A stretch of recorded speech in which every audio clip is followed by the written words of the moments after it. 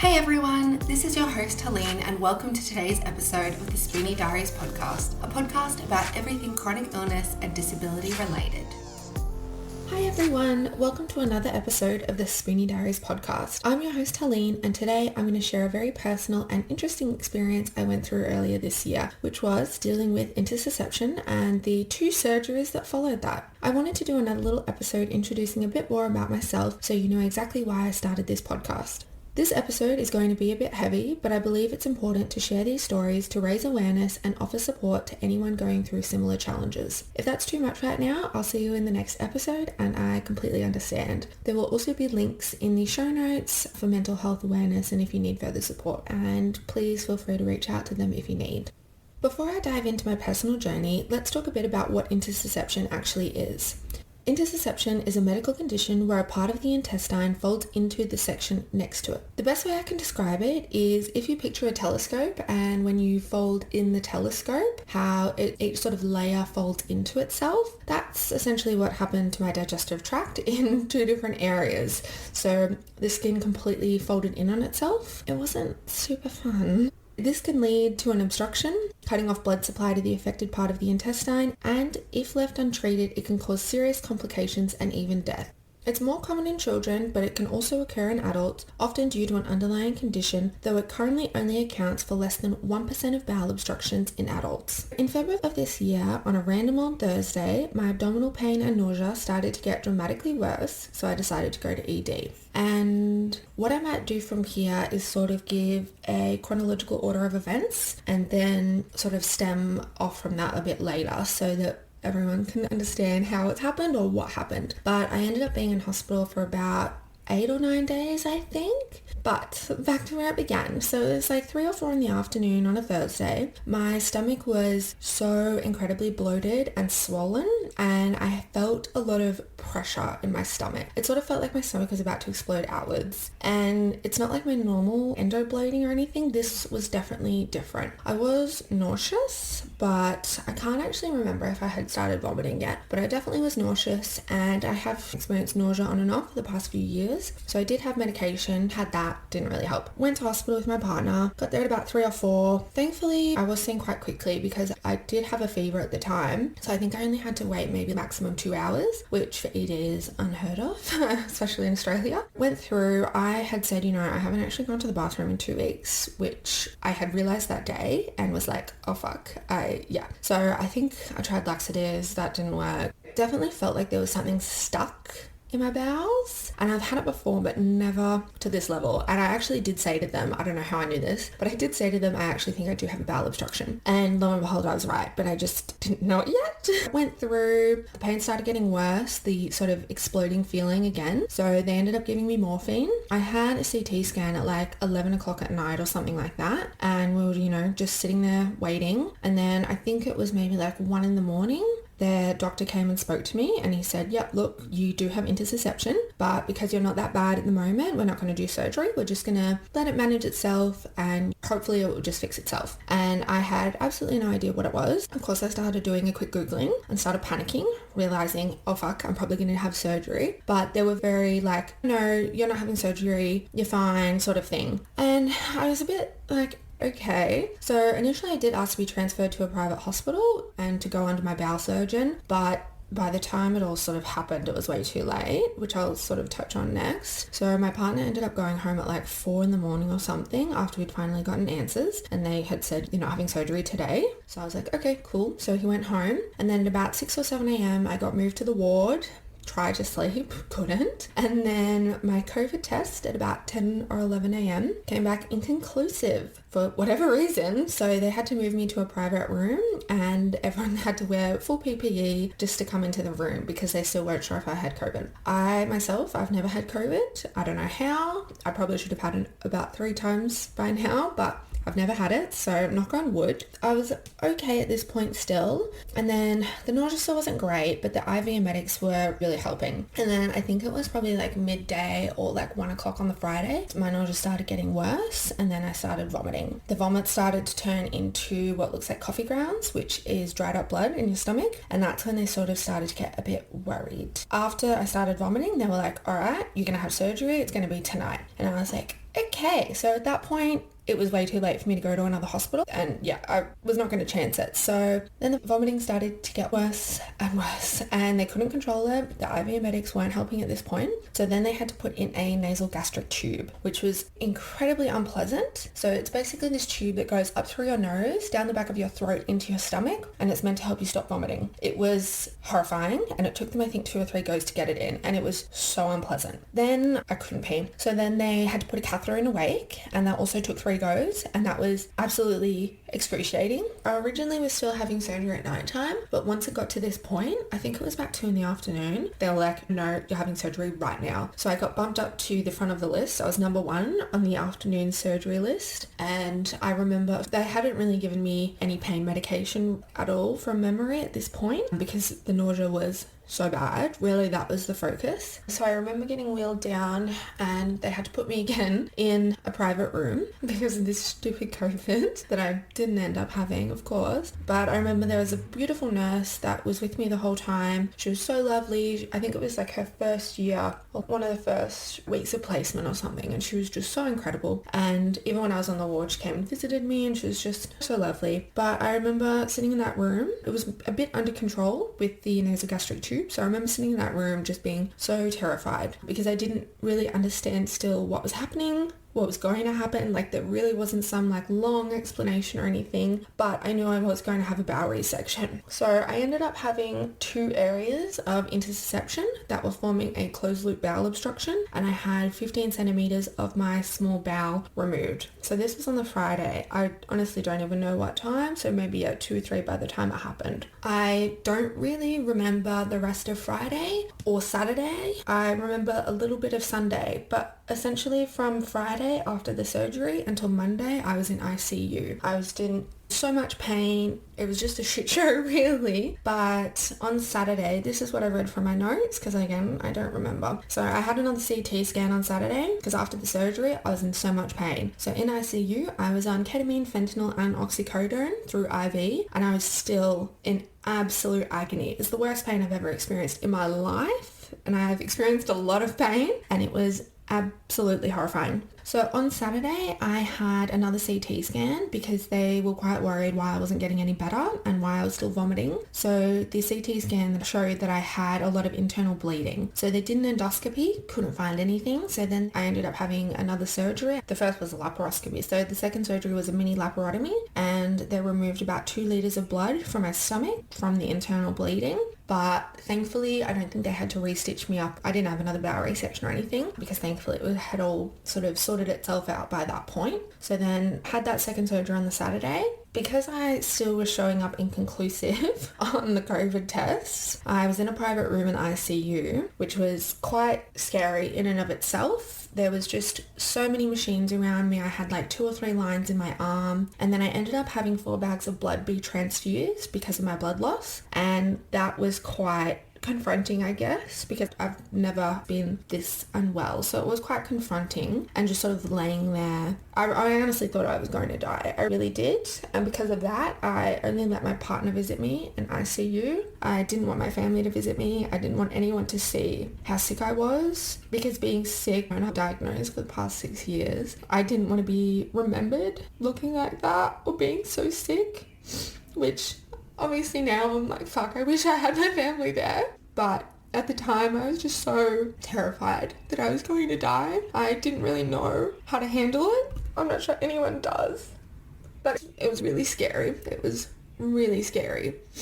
So I couldn't get any of my belongings on my phone from the ward because I still don't even know why, but apparently it's due to COVID. So yeah, couldn't get anything. And then I think on the Sunday they might have brought my phone down, but of course it only lasted about half an hour because it died after that. So really had no communication with the outside world other than my partner visiting me and sort of telling me what my family had, said and all that. But you had to pay for the TV in public hospitals, which I did not know. And I was terrified it was going to be, hundreds of dollars. I didn't pay for it. And I also had no belongings to pay for it. So I was very alone in ICU, just with the nurses. They were so lovely. They gave me a nice sponge bath. They spoke to me. They looked after me. The nurses were really amazing and I cannot fault them at all. They looked after me so well. And I actually recognized my pain specialist through the window and she had a mask on. She came in and was like, what the hell are you doing here? I saw you last week in my rooms. And I was like, yeah, haha, sorry, I'm here. And she came and had a chat with me and then she visited me on the ward as well. And it was nice to see a familiar face, let me say, but also very coincidental that she was there. I didn't even know she worked at that hospital, so it was quite funny. But then on the Monday, I ended up leaving ICU as I started to get a bit better. I do remember having, I think, green button.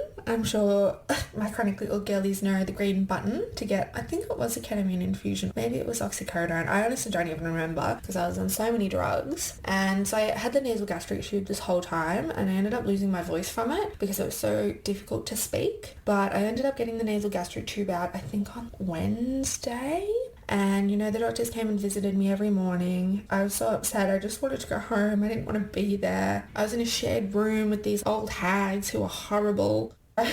I did not want to be there at all. I just wanted to go home. I hate hospital. One of the nurses was so fucking rude to me. I did not want to be there. So then I think on the Tuesday or Wednesday, they came around and they were like, oh, yep, your pathology came back and it's all clear. And I was like, oh, okay, what does that mean? And they were like, yep, so intussusception can be caused by, a polyp, a tumor, a cancer, something like that. This had never been mentioned to me. And I'm like, excuse me? And they're like, yep, but you're all clear. So that whole time, could have had cancer and all this stuff, never communicated to me, but thankfully it was all clear. So to this day, they still don't know why I had it. So I can't prevent it from happening again. So I'm just terrified that on my wedding day I'll have this happen again because I am very worried that I just stressed myself into having this happen because I was so stressed at the time. I could barely sleep. I could barely do anything. My brain was just exploding. So I still feel like I stressed myself into it, even though I know that's not possible. And I'm sure all the other spoonies listening, we always do blame ourselves, even though it's never our fault any of this happened. But I know you can all relate to that. That whole week, I didn't really eat. I was just still so incredibly nauseous. I just felt sick. It was just not a vibe. I don't like hospital food normally. I normally don't eat it. So it was just not great at all. And I was on a soft diet, I think, for the first few days. And I still was vomiting. I definitely think I vomited a few times still after the surgery. But thankfully on the Friday, I was feeling better and I got to go home. And I was just so happy. And I definitely underestimated how long of a recovery it would be, and my stupid ass went on a holiday, a weekend away 2 weeks later for my partner's and I 5th year anniversary because I just wanted to get out of home. I didn't want to be at home, I'm sick of being sick, so I just pushed through. Stupid, should not have done that. Definitely learnt my lesson. Definitely need to rest. But sometimes I still do it. But I like to do things for my mental health because sitting in a bed all day in pain, nauseous, no one likes it. No one wants to be there. I still do things for my mental health that even to my detriment makes my pain and my chronic illness symptoms worse. But if it helps my mind, I'm alright. I'll suffer for a few days because it'll be worth it. So since that surgery, I have actually developed or been diagnosed with gastroparesis. And ever since that surgery, I have had such chronic nausea and vomiting and it's just been horrendous. And I actually went back to hospital in March for 10 days because of the nausea. And originally they thought it was a narrow anastomosis, which is essentially where the resection of my bowel resection was, the joint. They thought it was too narrow and therefore food was getting stuck and coming back up, and that's what they thought it was. So I had an endoscopy privately, that was fine. I had an MRI at the public hospital as an outpatient. I had to have 2 litres of contrast. First cup, vomited up. They were like, all right, let's try water. Vomited that up. And then they finally gave me IV ondansetron. And I was like, why didn't you give this to me before? So I had the MRI, that was all clear. So thankfully it wasn't a narrow anastomosis. And then I had to do a gastric emptying study. I think I did that in May because everyone was sort of just passing me around to each other. And that finally showed up that, yeah, I did have mild gastroparesis. And so I've been trying to manage that for the past few months. But that is sort of, I guess, the timeline of my intussusception journey. It does frequently happen in babies, and with babies they can often move their stomach or, press on certain areas of their stomach because it's a lot softer, and the intussusception will, I don't want to say pop out, but the digestive tract will go back to normal. But unfortunately with adults you can't do that, and it is such a rare condition, and I found quite a few people online who have had it, but there's also been quite a few people who have had it and not needed surgery, which I thought was quite interesting. And I still do wonder if maybe it wasn't a closed loop bowel obstruction, maybe if it was just one area instead of two, maybe it just slid back in on itself. I'm not really sure, but I'm very grateful that I haven't had any real sort of, I don't want to say issues because I've obviously had issues from it, but it just hasn't happened again, which has been the highlight really because I hope it never happens again. Because there was this girl, she might be listening, hey, I think she's had it happen over 10 times in her life, which is absolutely terrifying. So I'm really hoping it doesn't happen on my wedding day, really hoping that's not the case. Alright, so now that I've sort of given a timeline of events, I might sort of go back to my little dot point. So the surgery itself, I very vividly remember being rolled into that operating room, and thank God I had female surgeons. That's all I have to say. But I very vividly remember that. And then I don't really remember a whole lot for, quite a few days. And a lot of this I have had to read from my surgical notes because I really don't remember much. And I probably only have, there's only like 3 or 4 photos of me in ICU. I silly or stupidly asked my partner to take a photo of me because I was like, I'm going to remember this and I'm going to talk about it and share it. Because at the time I was thinking, there's an influencer I follow, her name's Lauren Simpson, and she had an emergency bowel resection for a different reason. But I remember she has quite a big scar on her stomach, and I was like, if she can fucking do it, I'm going to do it. Fuck this. I'm going to get through it. We're going to power through. I'm not dying. God damn it. I'm not going to die now. I've tried too hard to not die. I'm not going to do it now. I don't really remember a lot of the surgery. Oh, I definitely don't even remember the second surgery. I don't remember the endoscopy. I don't remember the second CT. Truly, I have no memory of it at all, and it's probably because of the drugs. I was on so many pain drugs at the time. I'm sure that has affected my memory. So I can't really speak, I guess, too much on that. The next thing was my ICU experience. I've never been to ICU. I've never visited anyone, been myself. I didn't really understand what it was like. And I can only speak from my perspective of being in a private room. I wasn't in the bullpen, I guess. I was by myself. The nurses truly were amazing. I don't think I would have, I obviously would have made it through, but maybe not as peacefully without them. And they gave me a nice sponge bath.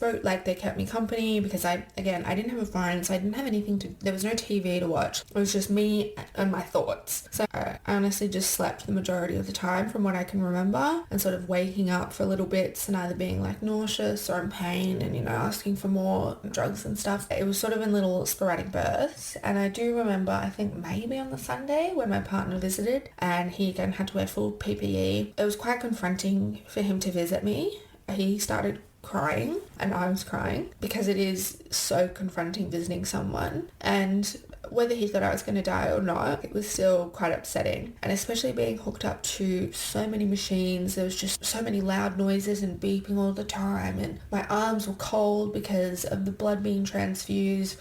And my left arm, actually, I think they must have stopped up an IV during one of the surgeries because my left arm was so swollen. I had to have this compression garment on it to help with the swelling. Thankfully, after a few days, that did go down. I will post some photos on our Instagram so you can kind of see what I'm talking about and get a bit more of an idea. So I hope you follow us on Instagram at the Spoonie Diaries podcast, because you'll see some more there. But ICU was incredibly confronting, and unless you sort of experienced it yourself or visited someone, I don't really think you can fully grasp how serious it is. The recovery itself was quite a lot longer than what I had expected and was completely different from any of my laps I've had for endo. The swelling of my stomach probably took like 3 or 4 months to go down, and I actually had to end up putting off wedding dress shopping until May because I had to wait until the swelling could go down, because I didn't really want to go try on dresses, with this massive belly that I didn't think I was going to have for the wedding. Not that there's anything wrong with that, but I just wanted my experience, I guess, to be in the body that was similar to what I was going to, wear the dress. And I didn't want to buy a dress thinking it would look one way and then it looked a different way because my body had changed. So the swelling took quite a few months, and the public surgeon actually for my checkup was a bit worried and thought I might have a hernia because there was this one really hard part of my stomach that just wasn't going away. Thankfully, it ended up going away, but yeah, it was very unpleasant. And I also was given such little information to go home with. Thanks to Instagram, a lovely friend of mine, she gave me quite a lot of information that her surgeon had given her when she had a bowel resection, and it was so helpful. It was like foods you can eat, things you should do, things you shouldn't do, all those sorts of things. And I went to my GP and he actually printed me out sort of something similar that a surgeon or someone he works with gives to his patients. So he sort of just took that and gave it to me, which was also quite helpful. But I really was given there was not much follow-up, there was not much help post-op, which was quite frustrating. And this was the first time I'd ever gone public because stupid me thought it was a cyst rupture, thought they'd just send me home, whatever, but it was not. Learnt my lesson as well. Obviously I'm speaking from a very privileged place because I know not everyone can afford to go to private hospitals. It was quite a new experience for me going to a public hospital, but there was such little follow-up. I was sort of known at the hospital though because intussusception is so rare. Through my own, Googling, it probably only happens to adults in Melbourne where I'm from, less than 5 or 10 times a year. Like, it's so rare. So everyone wanted to be on my case because I was the rare and exciting patient. But yeah, because it's so rare, there really was not much follow-up or help at all, which was something that still to this day is quite frustrating, and I still have never gotten answers why it happened other than they don't know. There's no way I can prevent it from happening again. There's truly nothing I can do other than it happening again and me going to hospital.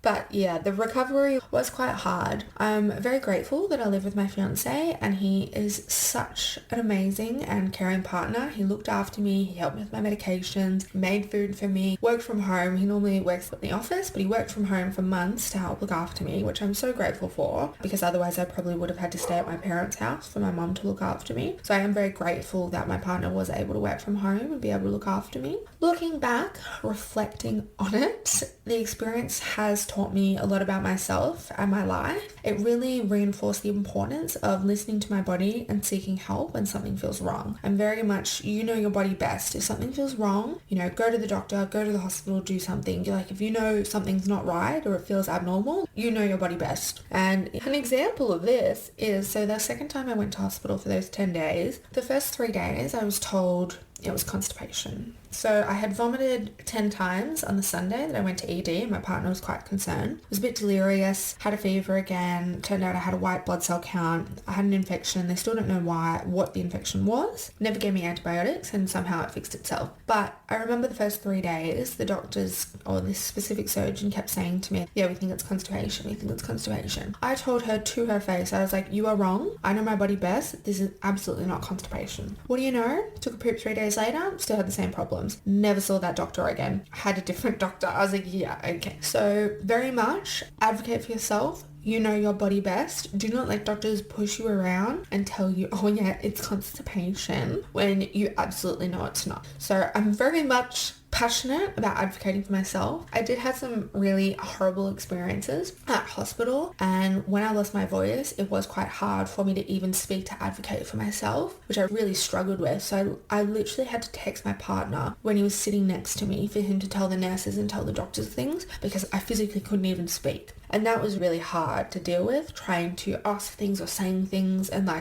couldn't speak. It was really difficult, and I'm glad I at least had my phone on the ward so then I could write things down, but it was just such a challenge. So the experience also highlighted the strength that I know we all have within us, because I know if I can do it, you can do it. Absolutely. And even when we're at our lowest. So I learned to lean on my partner a fair bit and my family, but I definitely have learned sometimes I need to take things a bit slower. I need to be a bit kinder to myself. I need to, pace myself a bit more. Even doing things for my mental health, I really needed to, at the time, just rest and relax. And I did end up seeing my pain specialist after this, and she very much told me, she was like, you really need to calm it down. You need to slow down. It's going to take you 6 months or longer to recover from this. And I'm recording this in August, so it has been about 6 months. Actually, it'll be 6 months tomorrow. But I do feel I am, recovered now. I still have bowel issues. I obviously have developed or been diagnosed with gastroparesis following and still have other things to manage. And I also have endoadenoid PCOS. So I do have other things to manage, but I do feel like at least my bowels and my stomach is somewhat back to normal now. I just want to share my story again. If you listen to the last episode, you probably know why I'm sharing it. I just want other people to know they're not alone. And if you're going through something similar, I really hope this podcast can help you feel less alone and know that other people have gone through it. And I'm here alive to tell the story, and I know you will be too. Let's go to the following questions. So I have answered most of them, but I'll sort of touch on a few that were important. What were my first symptoms? So although I went to hospital on Thursday, I actually started getting stomach pain on the Tuesday and ignored it.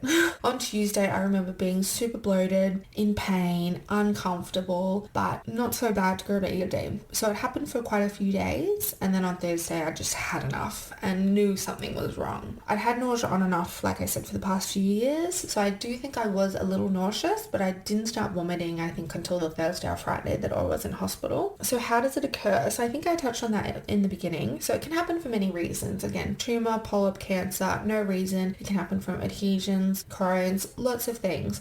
Mine, I still don't know why, but it can happen for a multitude of reasons. When I first got to ED, although I had said it was a bowel obstruction, they very much weren't sure what it was, because it could have been anything. I did actually have my appendix out last year, so it could happily rule that out. I think they really didn't know until the CT, and then the CT showed it, and then I had a definitive diagnosis. But until that point, I'm not sure they knew what it was either. So I think that's all the questions. And again, if you have any questions, please either comment on this podcast wherever you're listening or DM me on Instagram. Thank you all for listening to my story. I hope you can find some value listening to this podcast and know you're not alone dealing with chronic health issues. Don't forget to check us out on Instagram, TikTok, and our Facebook community. I'd love if you left us a review on whatever platform you're listening to, and I'm wishing everyone a symptom-free day. Thank you.